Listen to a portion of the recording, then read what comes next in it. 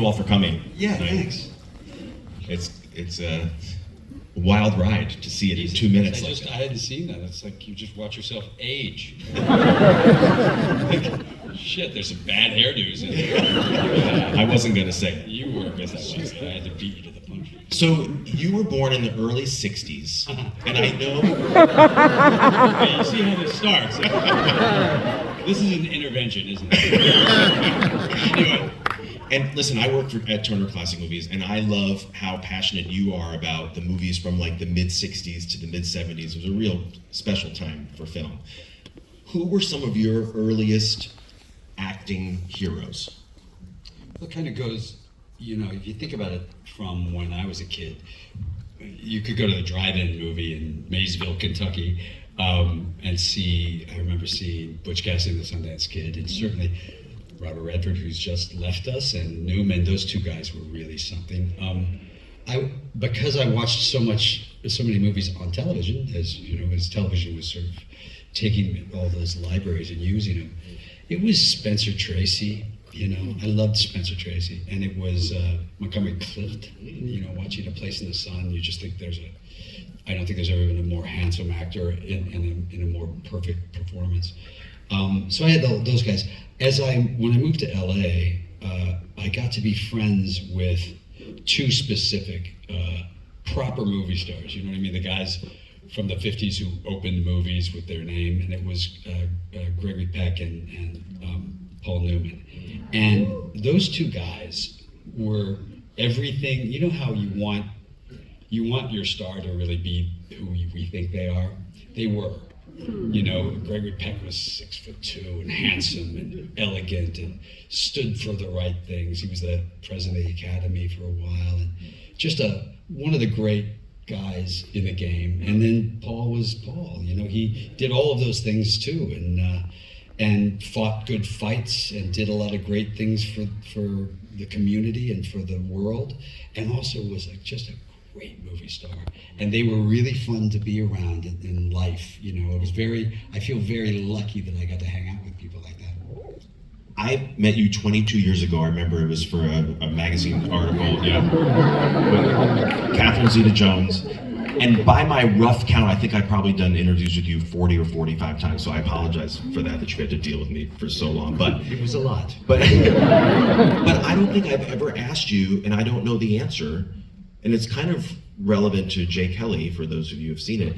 What kind of acting training did you have when you were starting? It was mostly dance, jazz hands. I started out, there was an acting teacher named Milton Katselis, and I started with him. And it was a really interesting class.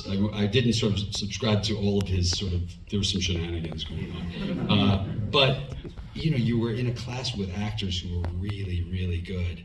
And it was all scene study, it wasn't, some of you have seen it, there's in this movie of Jay Kelly, Billy Crudup is just an extraordinary actor, does a whole scene about method acting, and it's brilliant. And I said to him, "Are you a method actor?" He's like, "No, we're all in trouble."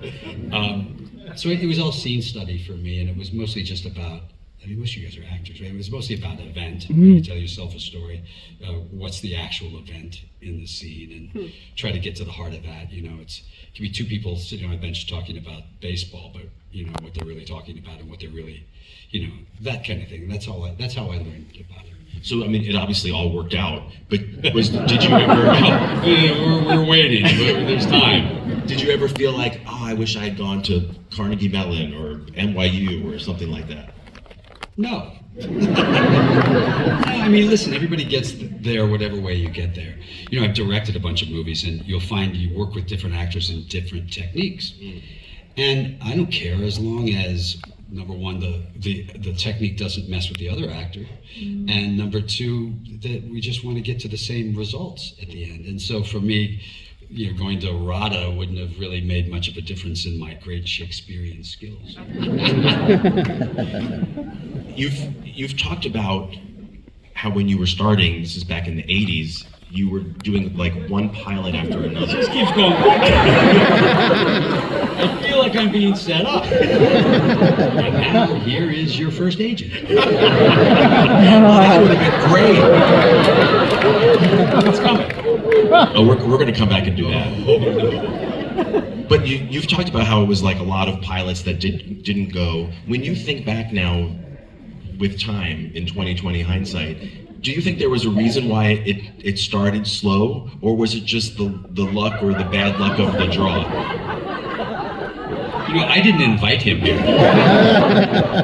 Look, there's sometimes you get credit for stuff that you shouldn't get credit for. There was a whole thing of me being a struggling actor. When I first moved to LA, I slept on the floor of a closet for a couple of years and rode a bicycle for about 5 years to auditions. But when I started getting work, I worked on pilots, or I did 7 series before ER. Including ER. Including a sitcom called ER. Which was Elliot Gould, Gonzalo Farrell. Corinne Bohrer. Oh, yeah. And it was really a fun one to do. Loved it. But, I did 13 pilots before that. So I was always banging around. And, if you're making a living as an actor, I had 8 or 9 years where I couldn't afford health insurance. And so once you get to the point where you're getting health insurance, when somebody says you're the struggling actor, you go, well, not as much anymore, And so even though it hadn't, the big ER hadn't hit yet, I was doing okay. I was making a living, and I didn't have to, do construction work anymore and things like that. So, sometimes you get a little too much credit for things. So is that how you mainly supported yourself, was doing construction work? One of my prized possessions is a caricature that you drew allegedly of me, and it was a dog, like a face of a dog. But was that, now I see why. Really, now I'm probably accurate. No, when I was younger, I did caricatures at a mall, and I cut tobacco for a living. That's how I made my money, for $3.20 an hour. And then I sold insurance door to door. There's a fun job. Topped only by I sold ladies' shoes. And let me just say, that's not a good job. Because it's, every woman that would come in was lying about the size of their foot. That's a 6. It's like, that's a 9. But so, and then I did construction work for a long time, and you just do what you do to try to get through it. It's kind of fun, really. What were the early breaks that stand out? Would it have been something like Facts of Life, because that was a few years, or Roseanne, because that was a few years? Yeah, I think the first sort of just getting your SAG card's a big deal. I got it on a show called Street Hawk with Rex Smith. It's like, it's bad. I played my evil twin too, which I played an evil twin right at the beginning of my career. And then it was like Knight Rider only on a motorcycle. I did run a few, but I only did 2 episodes of that. But that's where I got my SAG card, and then. And then I did a series called Sunset Beat that was originally had a different name, but I played a cop during the day and a rock star at night. Oh man, how I still have a career is a fucking shock. It's true, I had hair down to here, and don't Google it. Don't do it. Have some respect for the old. And then, Roseanne was a big deal because it was a #1 show, but I had such a small part on it. But I was able to sort of parlay that because I went to the producers and to Roseanne and said, listen, after the first season, I knew that they didn't want me there. It wasn't working. The bits we were doing weren't getting laughs. But I wanted to leave in March instead of in May at the end of the season because it was still pilot season. And it always looks better to leave the #1 show than to be fired later, 2 months later after pilot season's over. And they let me go, and that was a big change in my ability to get leads on shows and things, because I was coming off the #1 show, even though I barely was in it, It's good. And then, and then there's only one really career changer, and that was ER. That was a career changer. I'm totally. Well, that was fun. And before I ask about that, I'd be curious to know, did you ever hear from John Wells or whoever what it might have been that got you in the door there? Was it Sisters? Because you had recently done that. Like, why? Well, I was under contract to Warner Brothers at the time, because Warner Brothers Television, because I'd done Sisters, and I'd done like 4 or 5 pilots for Warner Brothers, and then I got this pilot called Golden Gate, and it was an NBC pilot for Warner Brothers, and it was gonna go if I did it. And then I was always hanging out with John Levy and all the casting directors. I would just hang out at Warner Brothers Television and go in and knock on, like, there's 6 casting directors, Geraldine Leader, and you know, all these casting directors. I just be like, anything? You got anything? And they had the 2-hour movie of the week for ER. And you know, this is a time, I mean, most of you are too young to remember this, but there was a real weird time where you really weren't allowed to cross over from television to film. It was a real sort of demarcation zone and line. And I, you know, and most actors who, you know, I was in acting class with and did some plays in town, you know, we would always say, well, I'm a film actor, I'm just doing television. You know? I'd never done a film, you know, but I was a film actor, I'm just doing television. Just, you know, just to get me through. And at some point I had to sort of recognize the fact that I was doing television, and that's where I was, and then I had to concentrate on trying to do, if you can, better television. And this was a 2-hour movie of the week. It wasn't a pilot at the time, it was a backdoor pilot. And so it was either take the 13 episodes on the air with Golden Gate, or just do a 2-hour movie of the week where I was the 5th lead in the show. And but I wanted to work with, you know, Spielberg was a producer, and Michael Crichton had written it, and I just wanted to work on something more interesting. And so Warner Brothers and NBC said okay, and they let us we did the pilot. NBC hated it. This is my favorite part. You know, they never talk about it. They hated the pilot. They in fact accused Warner Brothers of doctoring the tests, like, you know, and they went and got a Jay Leno audience and brought him in for the test, and then we tested out you know, off the chain, and then we got Thursday night, and Thursday night was sort of the cradle of love of time slots. There'd been 2 shows, LA Law and Hill Street Blues, in 16 years there, so getting that time slot was a big deal. So if you're saying you were the 5th lead, who was the show focusing on? Well, the show was Tony Edwards was a star. I mean, he was the star, and then and I only had in the pilot, I think I had 4 scenes. But you know, for me it was a fun part because my first scene I'm drunk, I'm a doctor, and then I hit on these girls, and you know, Ellie Ladd had this character that Corbin Burnson played, and he was kind of like the snarky chick, hey babe, how you doing? And I said, well, that character's been done, so if I'm gonna be the guy chasing the girl, then I gotta like earnestly try to pick up the girl. And they were like, okay. So I did a couple of scenes where I'm trying to pick up Nurse Hathaway, and then but the last scene, because I'm a pediatrician on the show, the lady brings in the kid, you know, and he's been burned with a cigarette or something, and I'm like, how dare you touch your kid like that? And I had no idea at the time, but when the show got picked up, I could do anything I wanted on that show. I could do drugs, I could fuck up left and right, and people were like, he likes kids. And that's really true. I'm dating my father's girlfriend on the show, but then he likes kids.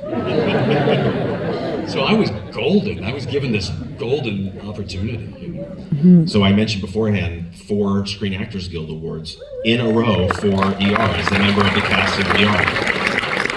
That was like in the early days of the SAG Awards too. I think it was the second year, starting with the second year. The first year was all NYPD Blue. Right, that's right. So then when you actually became a film actor, not just a film actor who was doing TV. We're still waiting for that. Right. It's like, you guys, some of you remember Victor Mature. He was trying to get into the LA Country Club, but they didn't accept actors. And he literally said, I have 140 films to prove I'm not an actor. I got that. So when ER becomes this huge success and you have now the chance to do film, in '96, at the beginning of the year, you had From Dusk Till Dawn, Robert Rodriguez's film, and then at the end of the year, you had Michael Hoffman's film, One Fine Day. 2 very different films, and what a great showcase for 2 different sides of you. Were you being strategic at that early point, or that's what you were getting? I was an actor trying to get a job then, you know? I didn't figure that part out until Batman and Robin. Thank you. You're lost. I knew I was the best Batman. I know it. You know it. You know Batman needed nickels. Fuck Ben Affleck. Me, baby. Michael Keaton. Come on. No, I figured it out. You know, you're just getting a job. I mean, an actor getting a job. Something I'd never done studio film until one fine day, and I auditioned for it for Michelle Pfeiffer. And it was a bomb. You know, that movie bombed pretty badly. And then I did a film called The Peacemaker, which was the first film for DreamWorks. We thought that'd be a big deal, and it was a bomb. And then I got Batman and Robin. I called all my friends. You know, you're on the phone. Like, hey, guess what? We'll be the next Batman film. And they're like, what part are you gonna play with? Batman! Ah! Who knew I was gonna be in the worst film of all time? I just got Ishtar! Ah! Was it at least fun to make Batman and Robin? Did you have No! I'm in a rubber suit that weighs 400 pounds. They can't move, they have you on a board. So you're laying flat like this. And Joel Schumacher's directing with a microphone going, okay, ready? And your parents are dead. You have nothing to live for, and action. I'm Batman. God, it was a disaster. But I thought I was doing something very extraordinary. And I learned that I was not. I'll tell you, it's a good lesson because I didn't understand that I was going to be held responsible not just for my performance, but for the film.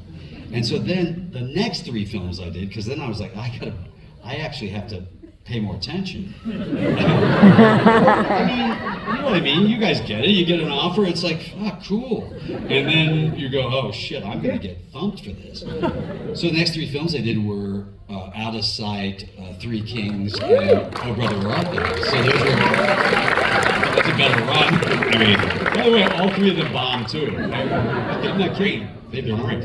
Well, I mean, Out of Sight remains a favorite of so many people.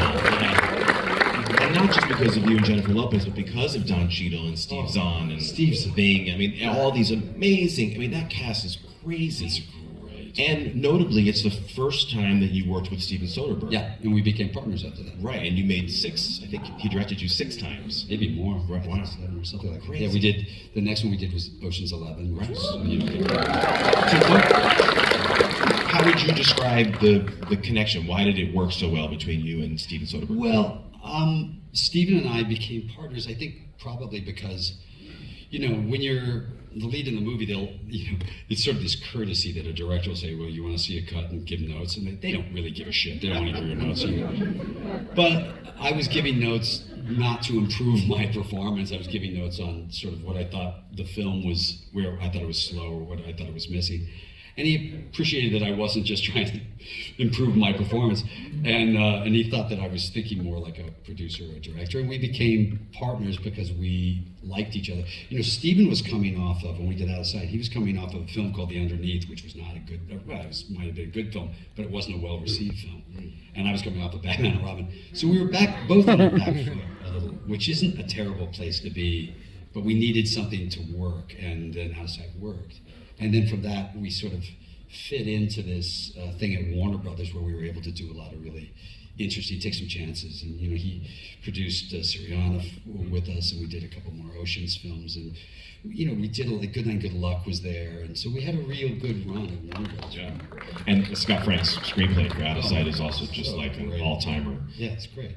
So yeah, you mentioned Three Kings. Three Kings, I love that movie. Yeah. Unlike the situation with Soderbergh, David O. Russell, that was we only worked with him once, and we don't have to go into all that. We don't need to go into it. But I imagine it was an interesting lesson in how to. Yeah, you know, comedy hurts. How to get through a rough. No, it was a good lesson in things not to do. Right? I mean, it's the truth.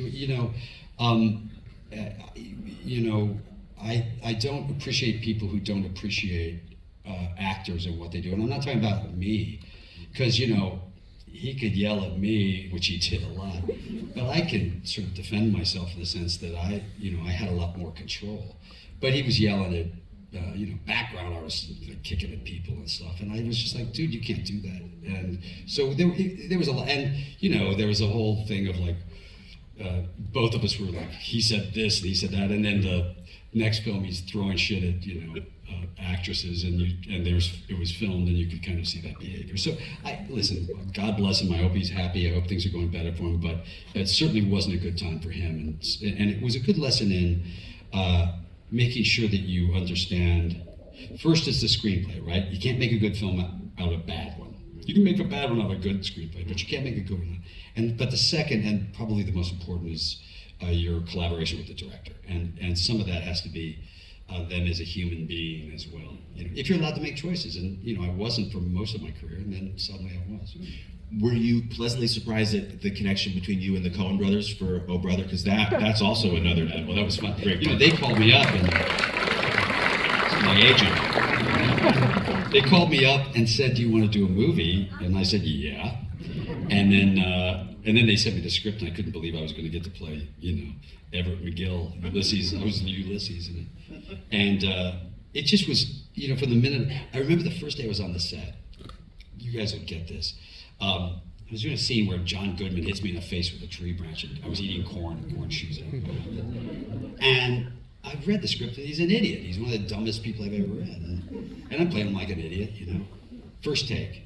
And Joel walks over and goes, "Yeah, this guy's the smartest guy in every room he's ever walked into." And I was like, because idiots think they're smart, And I was like, fine, of course. And then from that point, I was like, well, apparently you fellas don't know what, And it sort of flowed in a really, interesting way. And it's funny when they're really good directors, how a very simple direction can fix things. And it sounds like that one line unlocked something. Oh, it's just inspirational. Well, I felt like an idiot actor for not thinking that on my own, right? Because that's pretty obvious. But I didn't. I'm not an idiot. Don't people think they're smart? And so it was a very, it was a real, yes, it did open things up, and it was nice to have, simplicities. Like, I don't know if you guys do this, but if a director comes up to you, and sometimes you just go, what do you want? I mean, give me a line reading. Tell me fast or slow. What is it you need? Because sometimes they'll try to talk you into like, well, I think the reason you're delivering pizza is because your parents are alcoholics. And you're like, just ding, pizza. That's what you're It's super fun when you when you work with the Coens, like Burn After Reading or Hail Caesar. I mean, there's it brings out the side of you that's just such a joy to watch. Do you think your natural sense of humor kind of tends to the absurd? I don't know. Ask my kids. I think so. I don't know. I love the. I started out in sitcoms, so I've done a lot of comedies, and I love the ability to get to do those kind of parts. And those guys really love taking the piss out of me, and they think it's hysterical when I'm just the biggest idiot in the room. And it's funny and fun, and you're really set free. When directors make a set fun and funny, you're safe to take chances, and I really think that that's a good lesson for directors on how to deal with actors. Because I remember I was doing, I think it was a round table for. It was Ang Lee it was a roundtable with directors. I was a director at one of those roundtables, and Ang was talking about how he likes to really wear an actor down until they so they don't have anything left. And I'm sitting there as the director in the director's roundtable going, "Fuck you, man! I'm never gonna work with you." But there was just that was his thing, and I'm sure it wasn't completely true. But there was this idea of like. The directors I love working with, the Coen brothers, Soderbergh, Alexander Payne, Noah Baumbach, Wes Anderson, Alfonso Cuarón, they love actors, and that part of it comes out, and then you feel free to take chances. That makes sense, because I think Crash, Good Night and Good Luck, and Brokeback Mountain were all Best Picture nominees the same Yes, we lost to Crash. Right, yeah. I'm not saying anything, I just was giving facts. It was a fact. It was a fact. You mentioned Ocean's 11, and it's crazy. That's 24 years ago now. Sorry.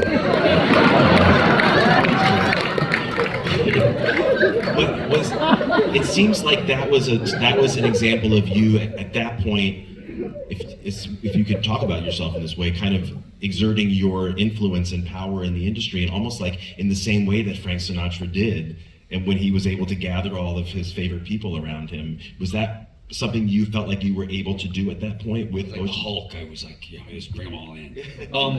We had a script and we had a director that everybody wanted to work with, right? So that wasn't me as much as that was Steven. That happens a lot. The film that we have now with Jay Kelly with Noah, we had this incredible cast. Wait till you see them all. It's like all unbelievable. And they wanted to all work with Noah. That's why it happens, and that's sort of all those actors really sort of jumped. And so I remember Julia Roberts was sort of at the peak of her Julia Roberts powers, and I'd never met her, but there was a big cover of a magazine where she goes the $20 million actress, The $20. So I sent her the script with a $20 bill attached. I said, you get 20 a picture. And she called up and said, I'm in. So, and we paid her only $20.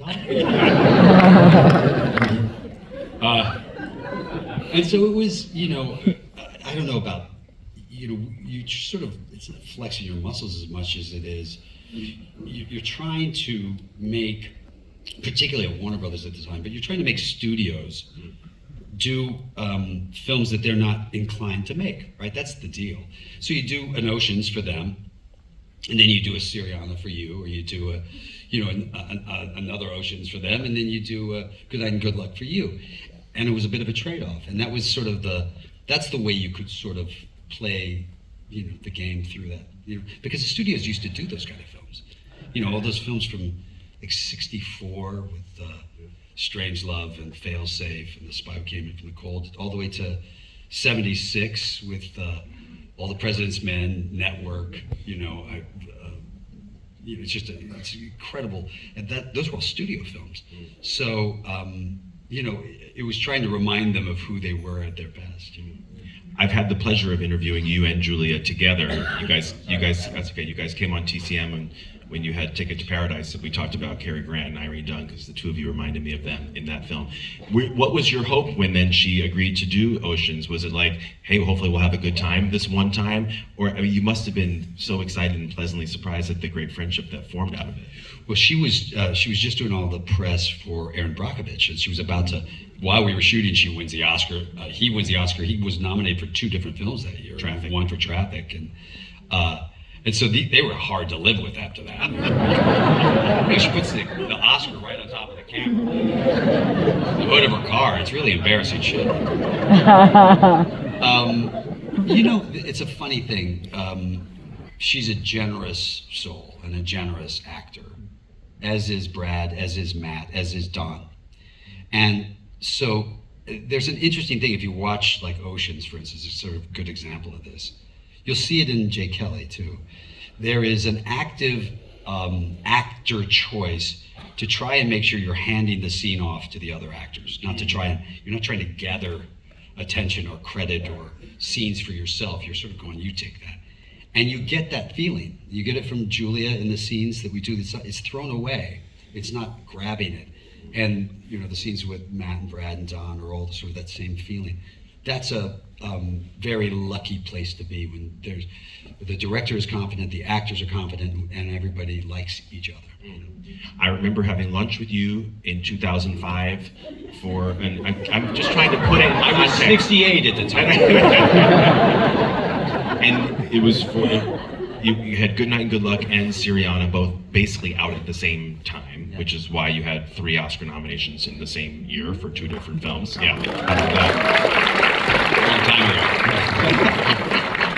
But that was a heady time. I mean, you had really gone through it. Syriana was a rough shoot. You really hurt yourself, chronic pain, and then just dealing with those 2 movies, very serious subject matter. What is your recollection of that whole time? Making those movies, I imagine, back to back, and then just I shot about Syriana first, and I had an accident. I had a brain injury, and then I was directing and acting in Good Night, Good Luck. We shot Good Night, Good Luck in 24 days. We shot it really fast, and so it was a bit of a trick. But I'd been, like I said, and some of you guys will understand this. It's like when you've spent time unemployed, if you're a chance to be employed, you take it. And so this was the chance to do that film. And I was like, I could sit at home and have a headache, or I could get up and go to work. And it seemed more productive to get up and go to work. And it was fun to do. It was particularly, Syriana wasn't fun. We had another actor who was going to play the lead. And he bailed out with 7 weeks before we started shooting. And we were finishing Ocean's 12. And I said to Steven, I go, maybe I should play the part. And I was playing a real guy who was kind of chubby. Stephen Gaghan. Stephen Gaghan was the director. Oh, okay. But I was playing Bob Baer, who was a CIA operative. He came to my house, we hung out. And he was kind of a big guy. And I thought, I said to Steven, I'll put on weight for the part. And I was doing Oceans, where you got to kind of be in shape, and so I had 7 weeks to put on like 38 pounds. That sounds fun. By the way, it's not even fun. You know what I mean? You're eating croissants and drinking beer until you just want to barf. And it sounds fun. It's not. And I was really depressed at how fast I was able to put on weight. It took me like 2 years to get it off. Comes on easy. I got sweet. And but I have to say, so it was an adventure to get it together and get it done in time, and to do both those films in the same year was an adventure. It's exciting when you get to work on projects that are not that aren't sort of giant studio pictures made to make a lot of money. And to see Good Night and Good Luck have this other amazing incarnation, I hope you guys got to see it on Broadway, or at least on CNN, because it was so fantastic. It was fun to do. It's an interesting time to tell those stories again. I mean, that montage at the end was a gut punch for everyone in that room. One of my favorite of all of your films, up there with Out of Sight, is Michael Clayton. I'm obsessed with Michael Clayton. Tony Gilroy, I think, is just absolutely brilliant. Great. And I would just love to know what your recollections are of working with Tilda Swinton, who of course won the Academy Award for that. Well, there was a restraining order. I love. I've worked with her a bunch in some Coen Brothers films too. I love Tilda. She's funny because many of the characters she plays, she's really tall, like super, like 6 feet tall, and she wears like 6-inch heels. So I look like Mickey Rooney over there. And she's sort of domineering in these parts she plays. She can be really cold, and she's none of that. She's warm and has a great laugh and is funny and is great. And it's a funny thing. I was thinking about that movie because at the very end, during the end credits, there's a scene where I get into the cab at the end, and it's just like a 3-minute shot of me sitting in the back of the cab, not doing anything, just riding. And people were like, "Oh, you could tell." You were replaying what had just happened to you over the last few days in your head. But the reality, actors will understand. We were stealing this location in Manhattan, in Midtown, got cameras with lights and a truck pulling us in a car, and everybody's looking in like this. And then it's all these fucking people. Hey, George Clooney! Hey, George Clooney! And all I'm trying to do for 3.5 minutes on one shot is not laugh. If you watch it, you'll be able to tell now. Try just yelling, "Hey, George Clooney," at the TV when you're watching. You'll see. Because you'll see me going. I'm doing everything I could not to laugh. It's funny how, do you know how when you're an actor, you'll go, "Well, I want another take because I don't feel like we got it. I don't feel it."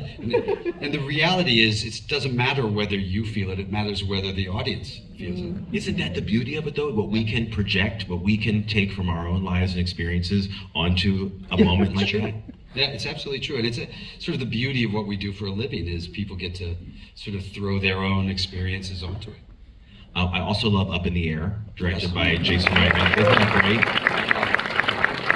And I remember talking to you guys when that one came out and being so fascinated, because if you remember Up in the Air, there's a lot of really great stuff that Jason did in the writing and the direction of kind of these montages of George's character business traveling all over the world and like zipping up the suitcase and packing this and taking the And handle firing of the people. carry-on bag. And I remember learning that that was very important to you, that every bit of every body part that we saw was actually yours. Yeah, well, I mean, it would, because I don't know if you guys have ever done this, but sometimes you'll do something and they'll go, okay, go home because they don't want to force your call or something, and then they'll get some grip with hairy knuckles to get in. I'm not kidding. There are plenty of movies where you just see, like your hand come down as like a gorilla.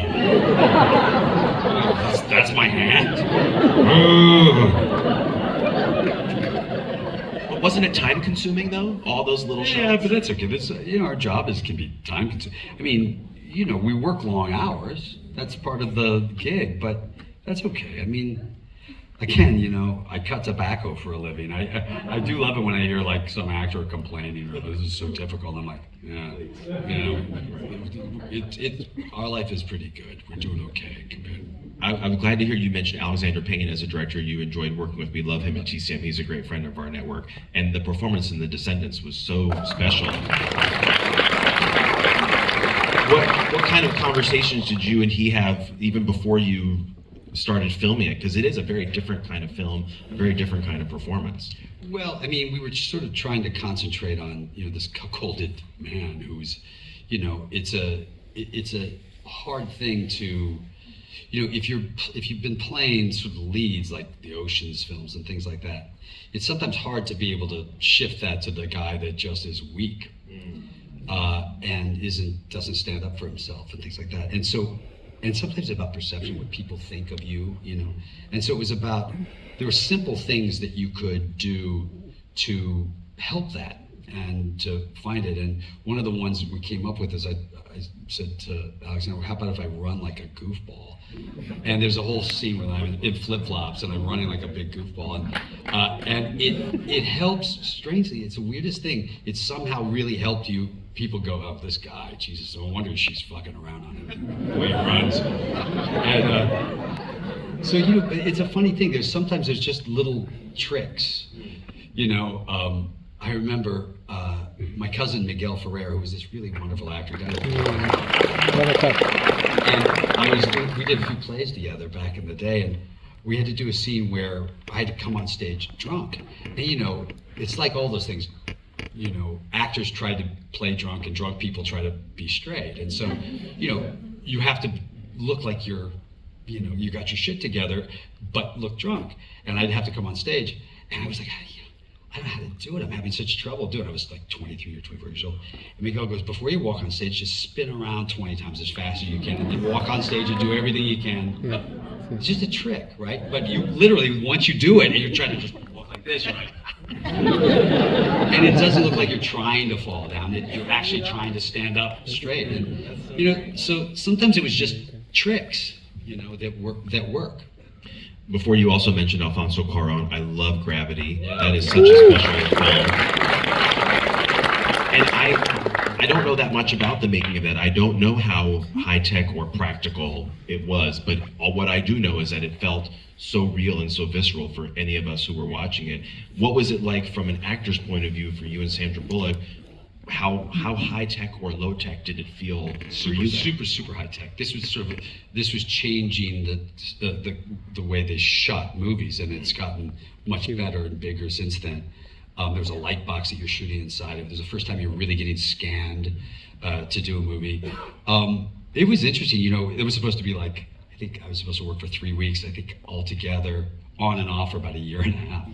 And it was originally going to be, I think, Angelina Jolie and Robert Downey, and then they walked away, and then Sandy came on, and then they called me sort of at the last minute. I got it like a couple of months before I started, and then we shot it, and it was, Alfonso had this thing. He's like, man, I'm going to do this little space movie. We're going to shoot it really quick, and it was literally ended up being more expensive and a much bigger, harder project by a lot, because he shot it in 3D, and you start to realize how hard that was with two cameras, and how easily you could have a flare on one lens and not a flare on the other, and all this kind of stuff. It was really complicated.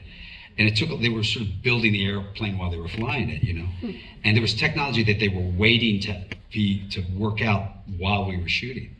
And then there was this feeling after the film was finished, and it took a year of post, where Alfonso thought this is going to be a big bomb. Warner Brothers, quite honestly, sold off, like a month before the movie came out, they sold off a big chunk of the movie to like the Rat Pack guys, because they were like, we're going to bomb, this is going to die, you know, this is going to be a disaster. And Alfonso was at my house, and he's like, I don't know what to do, man, and I need money, I'm broke, I've been working on this thing for 4 years.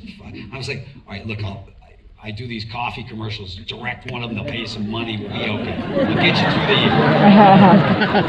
year. This is true, we were in Italy, and then we took a bus to Venice and screened the movie, and I'm seeing it for the first time.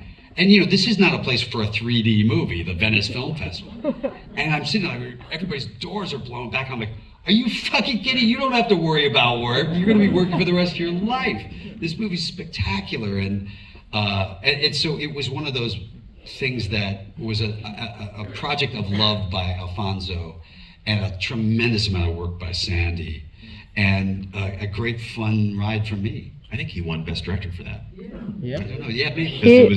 That was the 12 Years a Slave year. Oh, and he won the next year. Like Roma. Yeah, Roma, yeah. Okay, how about that? Yeah. I was intrigued by a comment you made in describing some of the films of your career, and you described them as, instead of home runs, you described them as doubles. They were movies that like did well enough. But what I took from that was you saying that because there were these doubles and not necessarily like something massive that pigeonholed you into a certain genre or two, this spate of doubles allowed you to have this really interesting diversity in the kinds of movies that you've been able to do. Well, not being, you know, I mean, you think about it, they weren't designed to be home runs, right? When you do Good Night, Good Luck, if it makes, it cost, we did it for $6.5 million, so if it makes 45 or 50, and your print, and then you do that same overseas, and your ad campaign is 25 or something like that, it makes money. You know, it does well. It gets its money back and makes a little bit of money for the studio.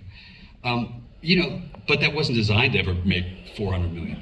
You know, and most of the films I was doing during that period of time, The Ides of March was not designed to make we shot it for $10 million. So you were doing these movies like that along the way. They're not designed to be giant hits, but you know, there's an advantage to not getting, you know, if the first movie I'd done was, you know, a giant action film and it was a massive hit, it's very hard to be allowed to do Oh Brother Where Art Thou then, you know? So I was able to do Syrian and Oh Brother and, you know, all these sort of different things, literally because they hadn't figured out where I stood. And that was a very lucky thing for me. It didn't feel lucky always. You know, sometimes you're like, it'd be nice if every once in a while you'd have a big old hit. And then I did, you know, then Oceans hit. And then, you know, for me, it was funny because right at the end of I did 5 years on ER. And when my contract was up, the big thing was he's not going to make it in films. Fair enough. And I bombed a bunch of films, you know, so okay. And then a couple of months after I left ER, The Perfect Storm came out, and it was a massive hit. And honest to God, and it's a funny thing, we went to this big dinner afterwards. Terry Semel and Bob Daly were the two heads of Warner Brothers, beautiful, sweet men. And they threw a big party for me at the Palm. And they're like, we just want to say congratulations, it's a massive hit, you know, we're on it, and you know, congratulations to George. And then they had me come up to speak, and I said, listen, guys, this is a movie about a big fucking wave, but since I took all the shit for Batman and Robin, I'll take all this. It's a true story. Just curiosity, show of hands, who has seen Jay Kelly in this room? Okay, so, you know, A couple people. A few of you. I don't want to blow up for you, but everyone does die. It's a gorgeous film that Emily Mortimer and Noah Baumbach wrote, and About an aging movie star. I didn't say that. You were about to. I'm going to take it out of here. I actually did want to ask you what resonated in your mind when you read what Noah and Emily put together. Well, I mean, when you see it, you'll get it. When I read it, because he said he wrote it for me, and I read it, and this guy's a dick. I was like, you wrote that for me, did you? And then, because I saw Squid and the Whale, and I was like, this is so great. And I met him, when he did Squid and the Whale, I go, give an actor a gig every once in a while. 20 years later, he writes me, and I'm a dick. It was a beautiful script. They're both just wonderful writers, and he's a beautiful director. And, the conversation was, how do we make sure that you root for this guy? Because you're going to spend 2 hours in a room with them. You got to root for the guy. And so that was a fun conversation. And I had all these just incredible actors to work with, Laura Dern. And Adam Sandler just kills in this movie. And Billy Crudup blows the doors off of it. And there's just a lot of really wonderful actors. Riley Keough plays my daughter. And just a great group. Now I'm remembering that in Suburbicon you wrote a character whose name was Carger, and he was a racist grocery store owner, so I'm just going to say that. I just want you to know that was nothing to do with you. I love it. There's so many beautiful scenes and moments in this movie. There's a lot of stuff that is, you see this character, Jay Kelly, for the charming man that he is, and that stuff you can just do in your sleep. But there's also really, really powerful emotional stuff in there. And I've seen you in so many different situations over the last 22 years, but you have such an ease with the way you carry yourself. Were there moments on this set where you were like, okay, I need to actually go off and be by myself for a little bit and get into some kind of zone before certain moments? Or is that not how you operate? That's not how I work in general. Acting-wise, the sort of my sensei, I remember watching the thing, Katharine Hepburn was talking about Spencer Tracy and how he worked. It's an interesting thing, why he is such an extraordinary film actor, is because whatever was in the room he used, So she would talk about, he would look at his marks, and she would say, if you watch Guess Who's Coming to Dinner, watch the last scene when he says, if it's anything but, like that, my wife and I, he literally does this. He's across the room and he's like this. And he looks down like this, he goes,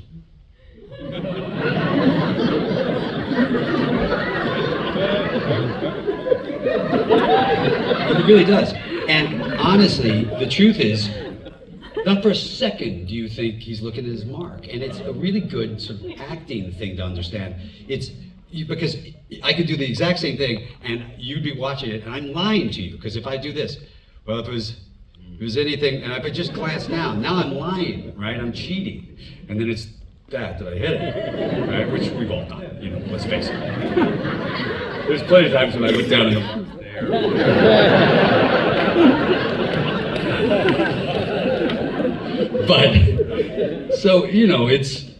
But, so, so I sort of was raised and taught sort of scene studying that idea of that's, whatever's happening in the room should be something that helps generate what you're doing and how you react. And also, honestly, you're just trying to serve a really good script.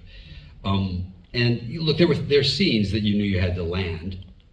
I'm grown up. I know. Adam and I looked at each other. There's a scene at this theater at the very end, and it's a tricky scene, and we knew we had to land it.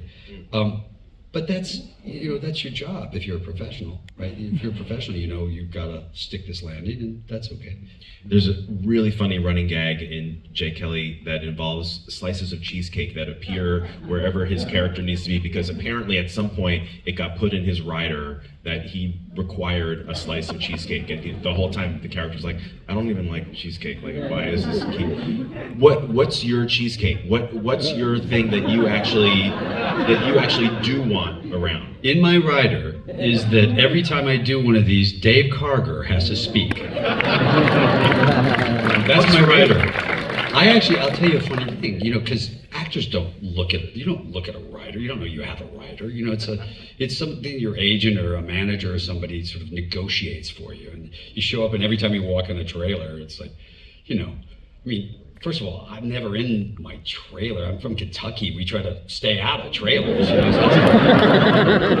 want to be on a set. I fought so hard to get on a set. I want to be on a set. I got a double wide. Fuck. They really made it.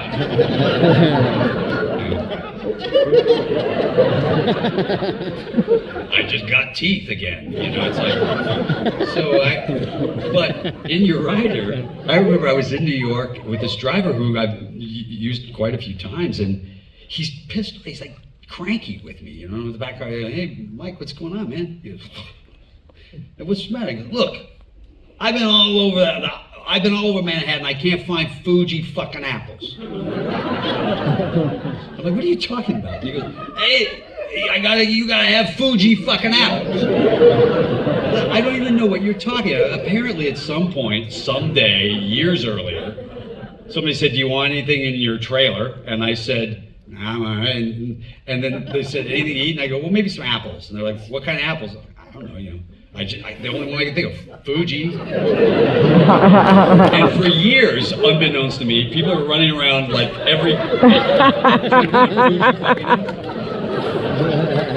Oh my God. Yeah, so I'm hated in certain circles, yeah.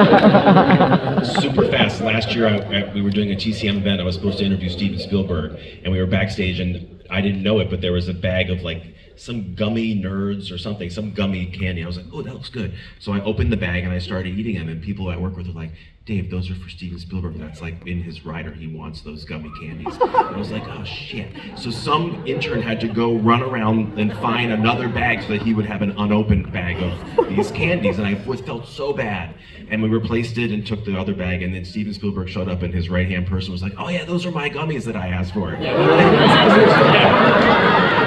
that's the move. That's the move. There's supposed to be hookers and blow in here.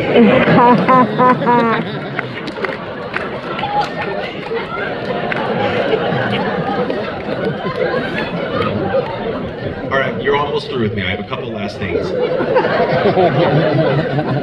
I did mention, in all sincerity, at the beginning, and it was important to SAG-AFTRA Foundation and important to me to mention how devoted you've been. Why is it important to you? Why has it been important to you to do all the work that you've done for this foundation and step up like that? Well, look, I mean, we're all in this together, and things worked out, you know, and you know, careers do this, right? They do that, and we all do that. My Aunt Rosemary was a big hit when she was young, when she was 19, and then she was a failure, and then she found some success later in life. Careers aren't a steady, you know, rise like that, and all of us at some point are going to have some troubles, and particularly when you have COVID, and also particularly when you have a strike. And I found over, you know, I do a lot of, like when I did the telethons, I did 3 telethons, the 9/11 one and the Haiti one and the tsunami one. I put those together, and the secret to getting shit done is to guilt people. Guilt the shit out of people. And I find that you can go, well, I'm gonna do this, and then and you sort of build it from there. And I found a technique to do that here as well, you know, just like put a bunch of money in and go, and I hear you just made, you know, and it works out pretty well because nobody really wants to be a dick, and because honestly, you know, we all, you know, we made more money than we should have, and you know, sometimes that's unfair, and so it seems like there's other ways of playing and paying that back along the way. But you know, again, I kind of go back to this idea that we are really all in this together, and I have great affinity for, and I'm great friends with a lot of actors, some of whom have long, you know, passed, you know, my career in a long way, and some who have struggled, and you know, it's one turn of one event, one moment where a casting director says, you know, I need a 64-year-old aging actor, and suddenly you're right for it, and then everything changes, and it has a lot less to do with you than I think sometimes we think. And so luck plays such a big part in all of this, and I feel like luck can be shared. You know, luck is a thing that you go, well, if it turned out lucky for me, then maybe that's something that can be shared with other people. And I think that's, everybody's working hard, everybody wants to succeed, and sometimes some people need a bit of a break, and that seems like it's fairly easy to go to people and remind them of when they needed a break and say, maybe you should jump in too. So it's not so hard to do. By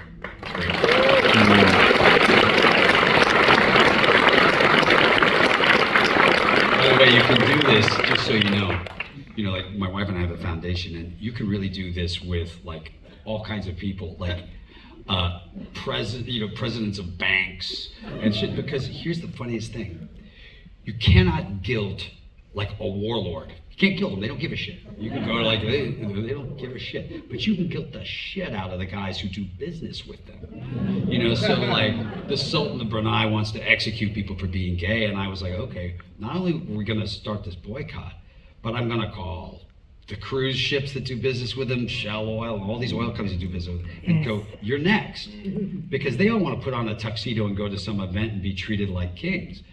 And so you guilt the shit out of, scare the shit out of them. And they go to the Sultan of Brunei and go, don't, you're done with that. That's done. That's done.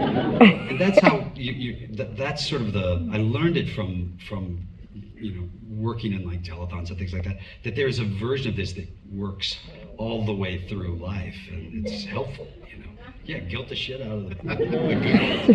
Not to get like too existential on my last question, but do you ever, just bear with me, do you ever think about like the alternate universe of what your life would have been if this didn't work out the way it did? Like, people have asked me, like, what else could you possibly do? And I'm like, not much, but I like wine. Maybe I could have trained to be like a sommelier or something. Or you could have just been a drunk. Or, yeah. Exactly. I like wine. What's the alternate universe that you could have imagined for yourself, or is there none? Well, I studied journalism when I was young. My father's a journalist, and I wanted to be a journalist. I just lacked intelligence and skill. I managed just fine. You're doing good. Without any intelligence or skill. I wanted to be a professional baseball player. That didn't work. By the way, I was just home. I'm from Kentucky, but the Cincinnati Reds were my team, And I was just home like a month ago, and the owner of the Cincinnati Reds was there. And I had 2 tryouts for the Reds when I was young.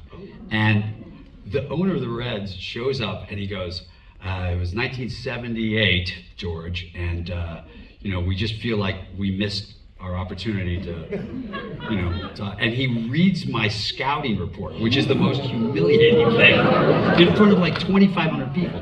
Yeah, he's slow, he's got no arm, and I'm like, what are you doing, man? And then he gave me a 1-day contract for the Cincinnati Reds, so I made it, finally, at 64. It's really cool. And they made the playoffs this year, I want to point that out. I thought about this a lot because there were times in my career where things didn't work out, and it was that moment where you had to go home. And I thought that was going to happen to me a few times. And one time when my agent, my manager, dropped me, and I thought, oh, okay, this is that moment. There's I had a lot of friends who had that moment where it was like, well, now I have to raise a family, or now I have to take a different job, and I thought this was that moment for me. And I had to sort of figure out what it was I was going to do. And was I going to stay here where I had all my friends and this life that I'd created? Or was I going to go back to Kentucky, which felt like failure to me? But then it was about what skill set did I have? And was I going to have to educate myself again? And there are all of those things that go up and down. And, again, it's, luck plays such a big part in all of it. And, if ER had gotten Friday night instead of Thursday night, I don't have the same career. It's that simple. Or if you hadn't had the instinct to choose it over Golden Gate, right? Yeah, well, but I'd chosen a lot of bad ones before that. So I was learning as time went on. Right. But I don't know what I would have done. I don't think it would have been anything with any great momentum. But I was always ambitious. I always had a thought of like, well, I want to do something. And, I was raised in the 60s, and if you're raised in the 60s, you had the civil rights movement and the women's rights movement, the anti-Vietnam movement. And so if you weren't part of something and speaking out and doing something, then you weren't participating in the human condition. And so that was, I always knew that there was some part of that I was going to somehow find a way to be involved in. So, well, you've entertained us, you've educated us, you've enlightened us. I've been educated. You really did. Thank you for coming out. Thank you.